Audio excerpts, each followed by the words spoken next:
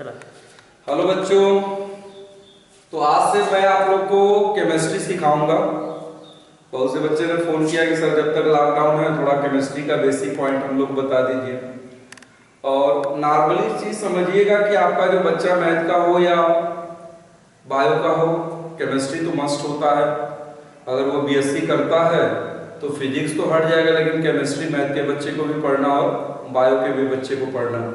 MSc कर लेते हैं बच्चे, लेकिन उनको केमिस्ट्री का बेसिक पॉइंट नहीं समझ में आता। केमिस्ट्री उनको हमेशा टफ लगता है, वो ऑर्गेनिक को और भी टफ लगता है।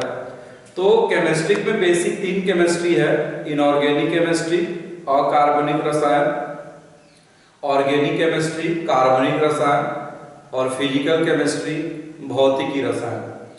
तो ये 3 केमिस्ट्री है। मैं आपको केमिस्ट्री के बारे में सिखाऊंगा और कंटिन्यू आप जो है इससे जुड़े रहिएगा।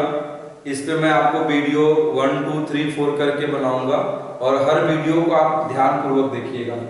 बेसिक कॉन्सेप्ट ऑफ केमिस्ट्री में ऑर्गेनिक केमिस्ट्री जो होता है बच्चों को बहुत ही टफ लगता है कि सर ऑर्गेनिक आता नहीं, रिएक्शन क्या है, आइसोमेरिज्म क्या है, इसका नॉमेनक्लेचर क्या होगा, या इसमें बॉन्ड क्या है, बैलेंस बॉन्ड नहीं हम लोग पकड़ पाते हैं, पेयर्ड इलेक्ट्रॉन क्या है, पेयर्ड इलेक्ट्रॉन का काम क्या है, लोन पेयर इलेक्ट्रॉन का क्या काम है, इलेक्ट्रॉन पेयर ये क्या है, या कोई भी अगर मान लीजिए कंपाउंड हो तो उसकी ज्योमेट्री क्या होगी, वेस्पर थियरी से ज्योमेट्री को हम डिफाइन कैसे करेंगे, हाइब्रिडाइजेशन क्या है, ये चीजें बहुत बच्चे इसको क्लियर नहीं कर पाते हैं। तो हम बेसिकली पॉइंट आप लोग बताएंगे और मुझे उम्मीद है कि क्लास मेरा आप लोगों को काफी समझ में आएगा।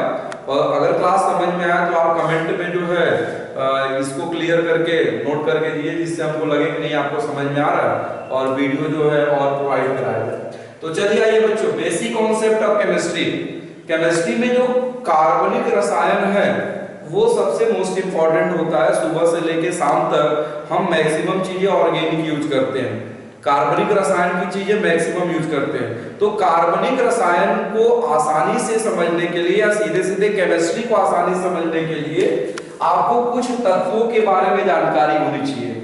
तत्वों में कार्बन, हाइड्रोजन, नाइट्रोजन, सल्फर और यक्स मतलब हैलोजन। ये आपको जो हो गया 5 जो तत्व है, कार्बन, हाइड्रोजन, नाइट्रोजन, इसमें एक ऑक्सीजन भी ऐड कर लो, ऑक्सीजन, सल्फर और यक्स। यक्स का मतलब हैलोजन। अब हैलोजन में आपका फ्लोरीन होगा, क्लोरीन होगा, ब्रोमीन होगा, आयोडीन होगा। तो ये आपको 6 तत्वों के बारे में जानकारी होनी चाहिए। कार्बन सिंबल इसका C है, H hydrogen, N nitrogen, O oxygen, S sulphur और यक्स जो होता है वह हैलोजन को इंडिकेट करता है, जिसमें फ्लोरीन, क्लोरीन, ब्रोमीन और आयोडीन आते हैं। कार्बन जो है उसका परमाणु क्रमांक आपका 6 होता है, हाइड्रोजन का परमाणु क्रमांक 1, नाइट्रोजन का परमाणु क्रमांक 7, ऑक्सीजन का जो परमाणु क्रमांक है वो आपका 8 और सल्फर का परमाणु क्रमांक हो गया आपका 16। और यक्स में जो भी तत्व है, फ्लोरीन है तो परमाणु क्रमांक 9, क्लोरीन है तो परमाणु क्रमांक 17। मान लीजिए हम इसमें क्लोरीन को ले लेते हैं, परमाणु क्रमांक ये आपका 17 हो गया, ठीक है। अब इसमें जो कार्बन है, कार्बन का इलेक्ट्रॉनिक विन्यास करोगे तो 2 कामा हो गया 4, हाइड्रोजन का हो गया 1, नाइट्रोजन का 2 कामा 5, ऑक्सीजन का 2 कामा 6, सल्फर का 2 कामा 8 कामा 6, हैलोजन में हमने क्लोरीन का लिया है 2, 8 और ये आपका 7, ठीक है। अब इसको अगर हम आपबाउ के नियम से करें, आपबाउ के नियम से इसका इलेक्ट्रॉनिक विन्यास करोगे तो 1s2, 2s2, 2p आपका हो जाएगा 2। हाइड्रोजन का करोगे तो इसका हो जाएगा 1s1, नाइट्रोजन का करोगे तो नाइट्रोजन का हो जाएगा 1s2, 2s2, 2p1। इसके बाद 2p आपका जो हो गया ये 5 इलेक्ट्रॉन है 3। इसके बाद अगर हम ऑक्सीजन का करेंगे तो 1s2, 2s2, 2p4। इसके बाद अगर हम सल्फर का करते हैं तो 1s2, 2s2, 2p6, 3s2 और ये 3p आपका हो जाएगा 4 सब वही होगा, 3s2 और 3p5 हो जाएगा। ये इलेक्ट्रॉनिक विन्यास आप लोग को आना चाहिए, कार्बन का, हाइड्रोजन का, नाइट्रोजन का, ऑक्सीजन का, सल्फर का। इलेक्ट्रॉनिक विन्यास में जो अंतिम कोष है, इसका अंतिम कोष देखिए, इसमें एक ही कोष है तो अंतिम कोष ही माना जाएगा उसको। ये आपको अंतिम कोष है, ये अंतिम कोष इसका, ये अंतिम कोष और ये हैलोजन का। जो अंतिम कोष होता है उसको हम कहते हैं संयोजी कोष। अंतिम कोष को हम बोलेंगे संयोजी कोष, यानी बैलेंस सेल। तो कार्बन का बैलेंस सेल कौन सा है? दूसरा। हाइड्रोजन का बैलेंस सेल कौन सा है? पहला।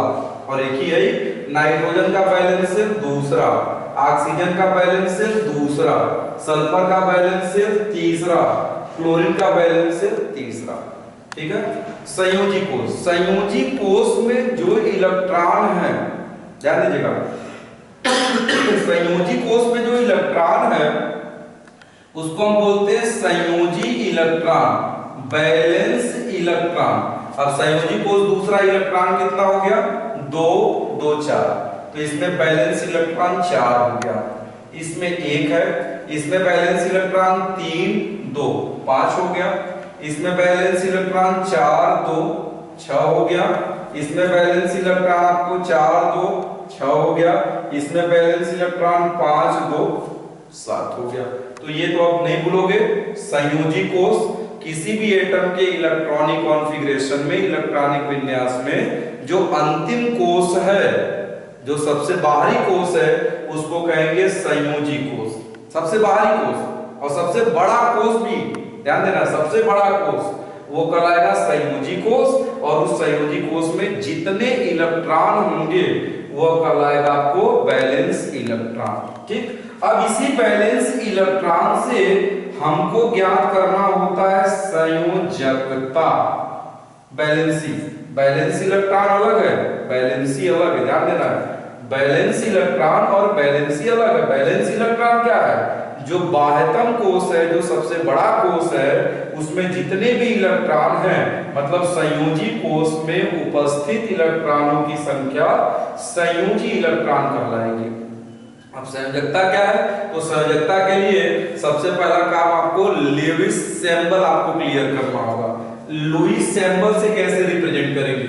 अब जैसे कार्बन है, अब कार्बन के बैलेंस सेल में कितने इलेक्ट्रॉन है? बैलेंस सेल में देखिए इलेक्ट्रॉन कितने हैं? 2 2 4, 1 2 3 4। ठीक है। हाइड्रोजन के बैलेंस सेल में कितना इलेक्ट्रॉन है? 1 है, 1 दिखा दिए।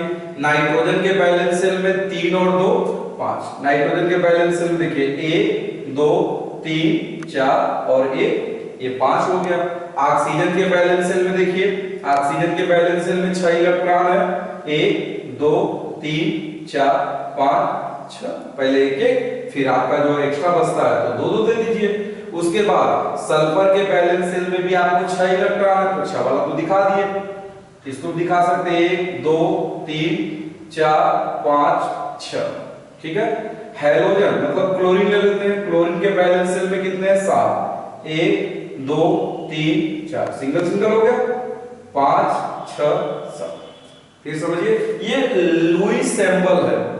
इलेक्ट्रॉन को आप ऐसे बिंदी से भी शो करते या कट से भी शो कर सकते हो। ठीक है, वो आपके ऊपर डिपेंड करता है। कार्बन के बैलेंस सेल में 4 है, 1 2 3 4 दिखा दिए। हाइड्रोजन के बैलेंस सेल में 1 इलेक्ट्रॉन है। नाइट्रोजन के बैलेंस सेल में 5 इलेक्ट्रॉन दिखा दिए। ऑक्सीजन के बैलेंस सेल में 6 इलेक्ट्रॉन है। सल्फर के बैलेंस सेल में 6 और क्लोरीन के बैलेंस सेल में ये आपका इलेक्ट्रॉनों की संख्या जो है 7 है। अब बैलेंस सेल संयोजकता नहीं है। संयोजकता क्या है? किसी भी एटम के लुईस जो सिंबल है उसमें कितने इलेक्ट्रॉन अकेले हैं। ये देखिए 4 इलेक्ट्रॉन अकेले हैं, तो यही ना बॉन्ड बनाएंगे। जो 4 इलेक्ट्रॉन अकेले हैं यही बॉन्ड बनाएंगे, ये कहलाएंगे संयोजी इलेक्ट्रॉन, जिसकी संयोजकता है 4। इसमें अकेला 1 है, इसकी संयोजकता 1 है। अब इसमें देखिए अकेले 3 है, ये 2 साथ में है, जो साथ में वो क्या कहलाएंगे? Lone pair. ये आपका जो हो गया लोन पेयर, अयुग्मित इलेक्ट्रॉन है। ये 3 अकेले हैं तो संयोजकता हाइड्रोजन की कितनी हो गई 3। ऑक्सीजन में देखिए ये दोनों एक साथ हैं पेयर, अकेले इलेक्ट्रॉन कितने हैं, अकेले का मतलब अयुग्मित इलेक्ट्रॉन, तो ये अयुग्मित इलेक्ट्रॉन इसमें 2 है तो 2 वैलेंसी होगी। अयुग्मित इलेक्ट्रॉन यहाँ भी देखिए 2 है तो 2 वैलेंसी होगी। अयुग्मित इलेक्ट्रॉन 1 है तो 1 वैलेंसी होगी। तो क्लियर हो गया, वैलेंस इलेक्ट्रॉन और वैलेंसी, जितने एटम के पास अनपेयर्ड इलेक्ट्रॉन होंगे वही उसकी क्या कहलाएंगी, वैलेंसी। हर एटम के पास 3 तरह के इलेक्ट्रॉन होते हैं, ईपी, एलपी और ये हो गया BP. EP electron pair, LP lone pair, BP bond pair.